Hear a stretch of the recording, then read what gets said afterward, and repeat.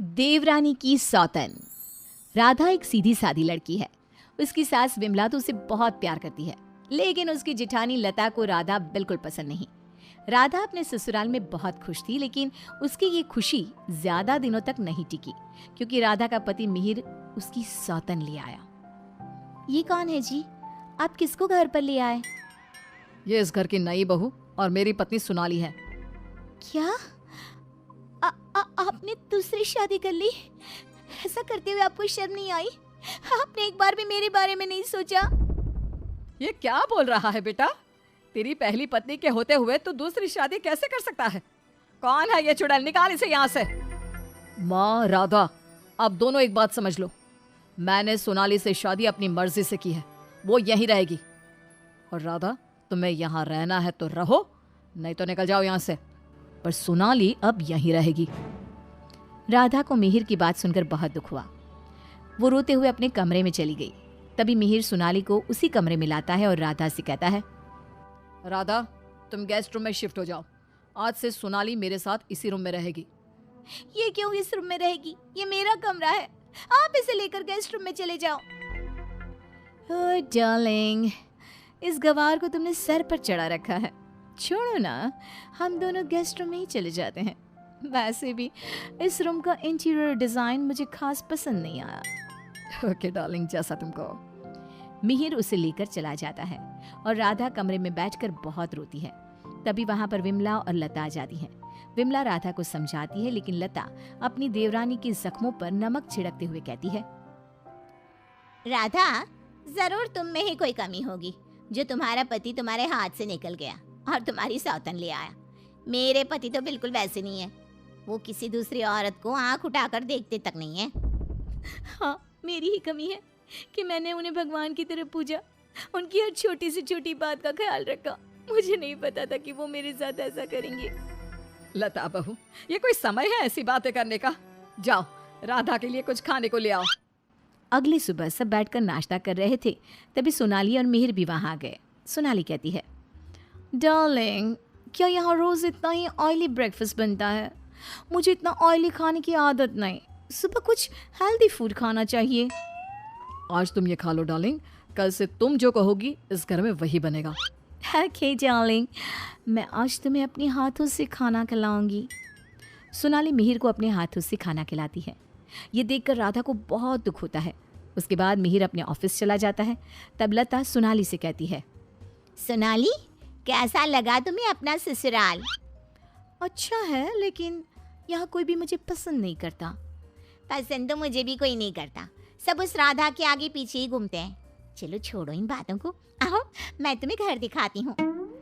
लता सोनाली से बहुत बातें करती है। जब मिहिर घर पर नहीं होता तो दोनों आपस में घंटों बातें करती।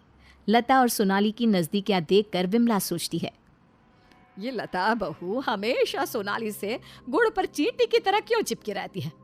राधा से तो कभी इसने ढंग से बात भी नहीं की।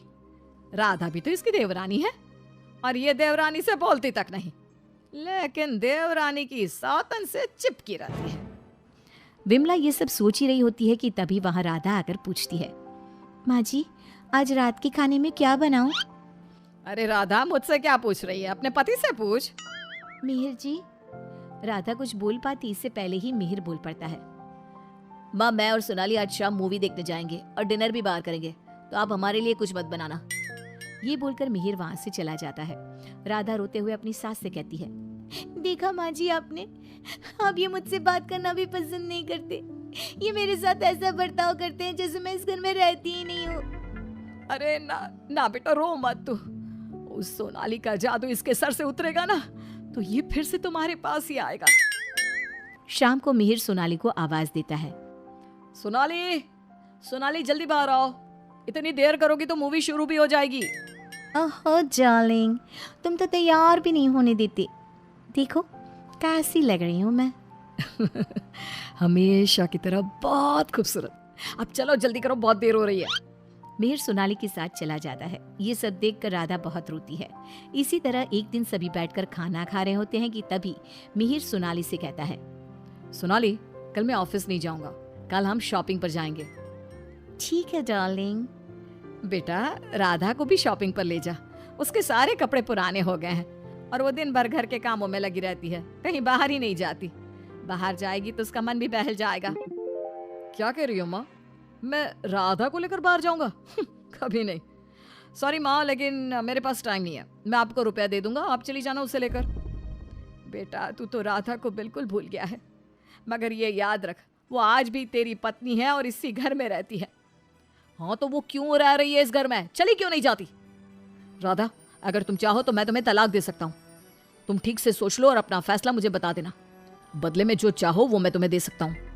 मिहिर की बात सुनकर राधा के ऊपर मानो बिजली सी गिर गई। इसी तरह कुछ दिन बीत गए। राधा अब बहुत दुखी और चुप चुप रहने लगी।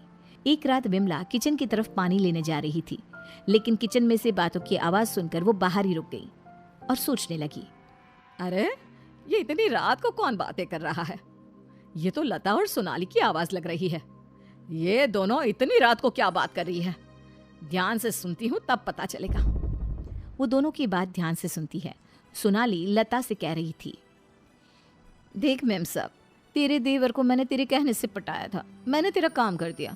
अब तू मुझे बाकी के रुपए दे दे, नहीं तो तेरे घर वालों को तेरी सारी सच्चाई बता दूंगी। अरे तू ज्यादा चालाक मत बन। मैं तुझे पहले भी कई सारे रुपए दे चुकी हूँ, अब और रुपया नहीं दे सकती। तुझ जैसी लड़की को इतना अच्छा घर दे दिया, इतना अच्छा पति दे दिया, और क्या चाहिए तुझे? विमला दोनों की बात सुनकर समझ जाती है कि दाल में कुछ काला है। वो सोनाली की जन्म कुंडली निकालने में लग जाती है। तब उसे सोनाली की सच्चाई पता चलती है। एक दिन विमला सारे घर वालों को बुलाती है और कहती है, मेहर, तुमने सोनाली से शादी कर ली है, ये बात हमारे रिश्तेदारों को भी तो पता चलनी चाहिए ना। मैं तुम दोनों की शादी की खुशी में एक छोटा सा प्रोग्राम करना चाहती हूँ, जिसमें मैं सारे रिश्तेदारों को बुलाऊंगी। सोनाली, तुम भी अपने रिश्तेदारों का नाम और पता बता दो, मैं खुद उन्हें निमंत्रण भेजूंगी। ये सुनकर सोनाली घबरा जाती है। तभी मिहिर कहता है, माँ, सोनाली का कोई रिश्तेदार यहाँ नहीं रहता, वो सब अमेरिका में रहता है। सोनाली खुद अमेरिका से आई है, इसलिए आप बस हमारे रिश्तेदारों को ही इनवाइट कर दीजिए। मेहर, तुम बहुत भोले हो, तभी तो इस 420 सोनाली ने तुम्हें आसानी से बेवकूफ बना दिया। यह कोई अमेरिका से नहीं आई, ये जेल से आई है, और इसके घर वाले भी एक नंबर के चोर हैं। ये और इसके घर वाले लोगों को बेवकूफ बनाकर घर लूट कर ले जाते हैं, और इसको तुम्हारी जिंदगी में लाने वाली है लता। लता, अब तुम बताओ, क्यों किया तुमने ऐसा? हाँ, मैंने ही सोनाली को रुपए दिए थे कि वो मिहिर को अपने प्यार के जाल में फंसा ले और मेरी देवरानी की सौतन बनकर इस घर में आ जाए। लेकिन भाभी, आपने ऐसा क्यों किया? क्योंकि मैं जलती थी तुमसे। घर के सभी लोग और माँ तुमसे प्यार करते थे, मैं तुमसे बदला लेना चाहती थी, इसलिए मैंने ऐसा किया। भाभी, आपको शर्म आनी चाहिए। आपने मेरा घर बर्बाद किया, मैं आपको कभी माफ नहीं करूंगी। सारी सच्चाई जानने के बाद मिहिर सोनाली को घर से निकाल देता है और राधा से माफी मांगता है। राधा, मुझे माफ कर दो, मैंने तुम्हारे साथ ठीक नहीं किया। मिहिर, मैं तुम्हें माफ नहीं कर सकती और ना ही तुम्हारे साथ रह सकती हूँ। मैं जा रही हूँ ये घर छोड़कर। लेकिन राधा, इसमें मेरी क्या गलती? ये सब तो भाभी ने किया है ना, मैं तो बेकसूर हूँ। अगर सोनाली सच में अच्छी लड़की होती तो क्या तुम उसे छोड़ते? कभी नहीं।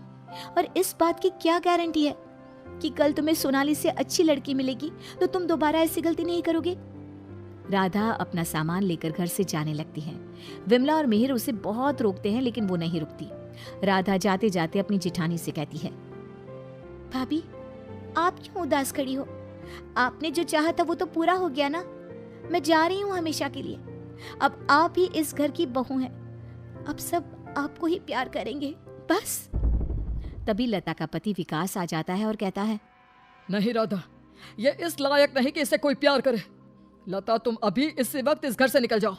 मैं तुम्हें एक सेकंड भी यहाँ बर्दाश्त नहीं कर सकता। अगर मैंने तुम्हें इस घर में जगह दी तो न जाने कल तुम हमारे ऊपर कौन से दुखों का पहाड़ तोड़ दोगी। लता विकास से बहुत माफी मांगती है, लेकिन वो उसे घर से निकाल देता है। लता को इस बात का पछतावा था कि उसने अपना हंसता खेलता घर बर्बाद कर दिया। ना तो विकास अपनी पत्नी लता को माफ करता है और ना ही राधा अपने पति मिहिर को माफ करती है।